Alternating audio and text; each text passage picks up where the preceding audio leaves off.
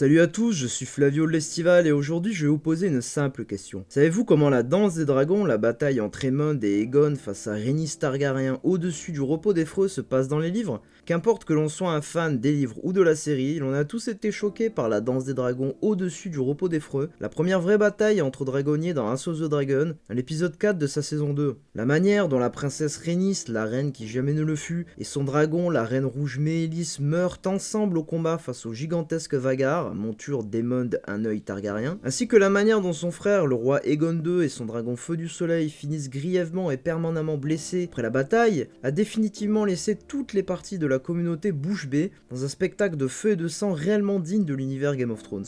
La mort de la princesse Rhaenys fut un moment aussi émotionnel que tragique et à travers une analyse du matériel original, provenant tout droit du livre Feu et Sang partie 2, il est possible de comparer ces deux versions de la bataille au repos des Freux afin que vous puissiez déterminer laquelle est la meilleure ou tout simplement laquelle vous préférez entre la version originale et son adaptation. Donc sans plus attendre, plongeons-nous dans la bataille entre Mélis, Vhagar et Feu du Soleil, comme elle est racontée dans les livres. Pendant ce temps, à Port-Réal, le maître des chuchoteurs du roi Aegon, Larys Fort le Pied-Beau, avait dressé une liste de tous ces seigneurs qui s'étaient réunis sur Père-Dragon pour assister au couronnement de la reine Rhaenyra et siéger à son conseil noir. Les lords Celtigar et Velaryon avaient leur siège sur des îles. Comme Aegon II ne disposait d'aucune force sur mer, il était hors d'atteinte de son ire. Mais les seigneurs noirs dont les terres s'étendaient sur le continent ne bénéficiaient d'aucune protection de ce genre. Avec une centaine de chevaliers et 500 hommes d'armes de la maison royale, augmenté de 3 fois autant d'épées louées endurcies, Sir Criston marcha sur Roseby et Castelfoyer, dont les seigneurs ne s'étaient que récemment repentis de leur allégeance à la reine, et leur ordonna de prouver leur loyauté en additionnant leur puissance à la sienne. Ainsi renforcé, l'host de Criston avança sur le port fortifié de Sombreval, où il prit les défenseurs par surprise. La ville fut mise à sac, les vaisseaux dans le port incendiés, Lord Sombrelin décapité. Ses chevaliers de maison et sa garnison se virent offrir le choix entre jurer leurs épées au roi Aegon ou partager le sort de leur seigneur. La plupart préférèrent la première option. Repos des Freux fut l'objectif suivant de Sir Criston. Prévenu de leur arrivée, Lord Stunton barra ses portes et défia les assaillants. Derrière ses murailles, sa seigneurie en fut réduite à regarder ses champs, ses bois et ses villages qu'on brûlait, ses moutons, son bétail et ses gens qu'on passait au fil de l'épée. Quand les provisions à l'intérieur du château commençaient à manquer, il expédia un corbeau à Père-Dragon implorant secours. L'oiseau arriva alors que Rhaenyra et ses noirs pleuraient Sir Eric et débattaient de la réponse appropriée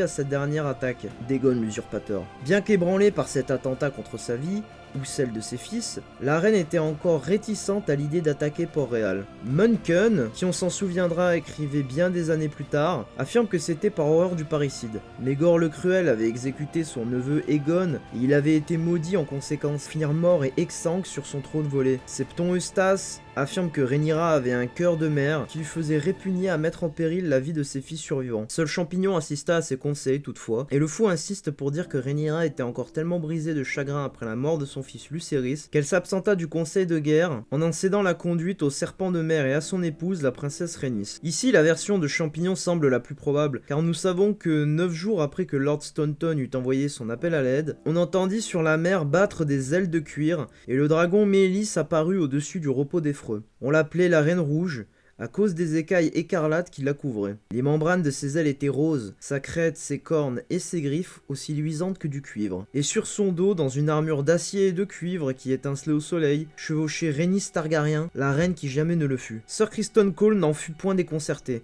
La main d'Aegon attendait cela, et elle y comptait. Des tambours battirent un ordre et des archers se ruèrent de l'avant, armés d'arcs longs et d'arbalètes, remplissant les airs de flèches et de carreaux. On tendit des scorpions pour libérer des vertons de fer, de la sorte qui avait jadis abattu Meraxès à Dorne. Mélis reçut une vingtaine de coups au but, mais les traits n'eurent pour effet que d'éveiller sa colère. Elle descendit crachant du feu de droite et de gauche. Des chevaliers brûlèrent en selle quand le poil et le crin de leurs chevaux s'embrasèrent. Des hommes d'armes lâchèrent leurs piques et s'engaillèrent. Certains essayaient de se cacher dans leurs boucliers, mais ni le chêne ni le fer ne pouvaient soutenir le feu d'un dragon. Sir Criston resta en selle, criant « Visez la dragonnière !» à travers la fumée et les flammes. Mélis rugit, de la fumée tourbillonnante en dehors de ses naseaux, un étalon ruant entre ses mâchoires tandis que des langues de flammes l'enveloppaient. Alors retentit un rugissement en réponse. Deux autres formes ailées apparurent, le roi chevauchant Feu du Soleil le doré et son frère Aemon sur Vhagar. Criston Cole avait tendu un piège et Rhaenys s'était précipitée pour saisir l'appât. Et les mâchoires se refermèrent alors sur elle. La princesse Rhaenys ne fit aucune tentative pour fuir. Avec un cri de satisfaction et un claquement de son fouet, elle tourna Meleys vers l'ennemi. Contre la seule Vhagar, Rhaenys aurait pu avoir une chance, mais face à Vhagar et à Feu du Soleil, sa perte était assurée.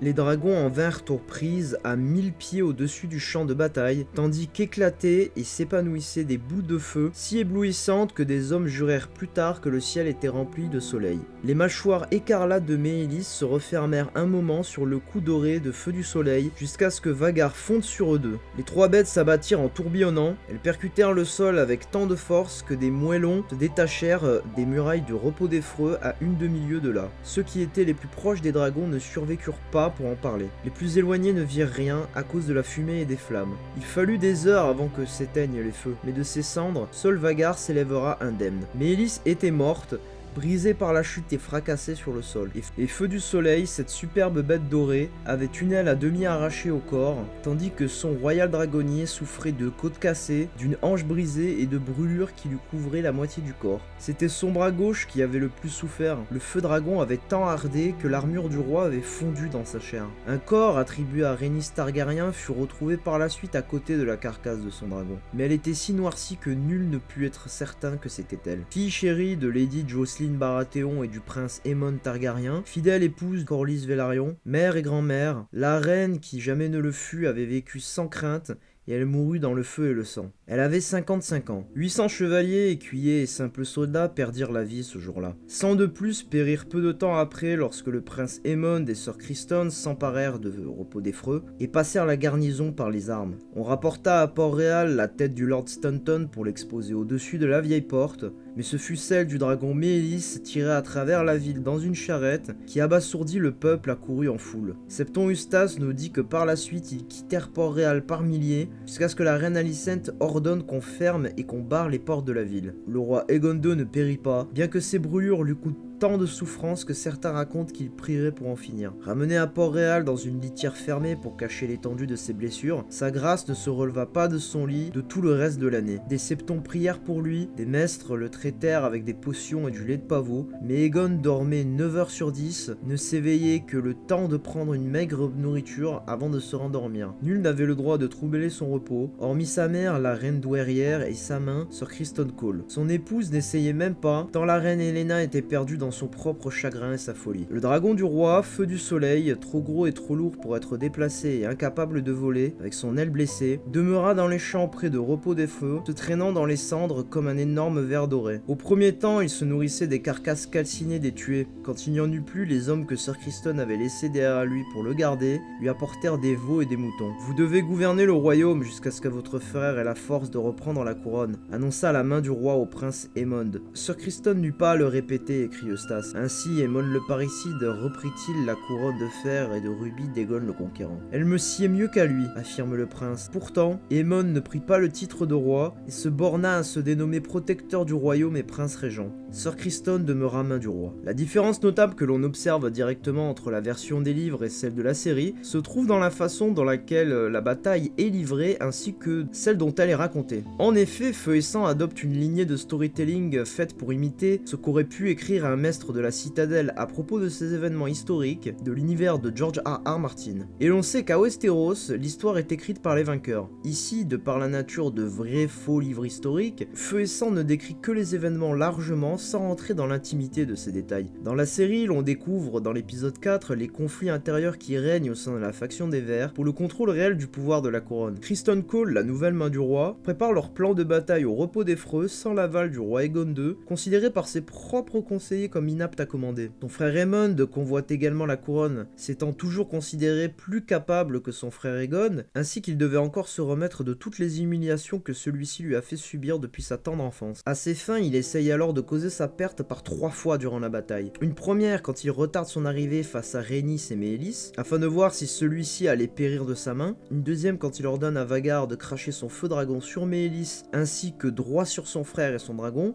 le rôtissant alors dans son armure, et une troisième quand il essaye d'achever son frère au sol au creux de son dragon presque mort, avant que Criston ne l'en empêche. Ce détail d'importance démontre l'ampleur de la noirceur auto-imposée à ce personnage qu'Aemon s'est construit.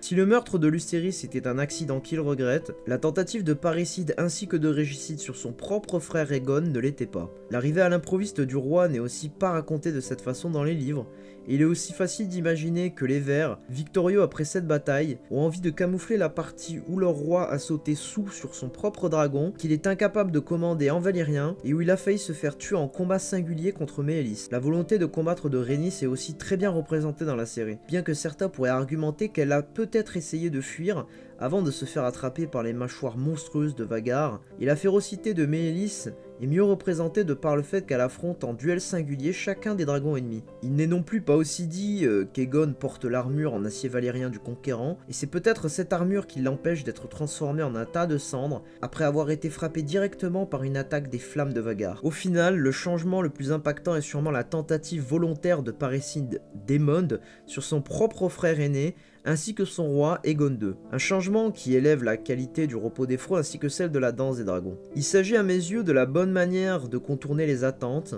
comme les producteurs voulaient le faire dans les dernières saisons de Game of Thrones, mais ici utilisé à son plein potentiel pour House of the Dragon, étant donné que ce changement mineur a autant positivement choqué les fans des livres comme ceux de la série. Dans les deux versions, la princesse Rhaenys Targaryen, la reine qui jamais ne le fut, meurt comme une véritable guerrière de l'ancienne Valyria, sans crainte de la mort, tombée du ciel avec sa vieille amie et son dragon, Méhélis la Reine Rouge, et c'est de cette façon dont beaucoup se rappelleront l'intrépide et la tout aussi sage Rhaenys Targaryen, ainsi que les deux versions rendent compte de l'horreur que la danse des dragons provoque, autant envers les hommes qu'envers les dieux.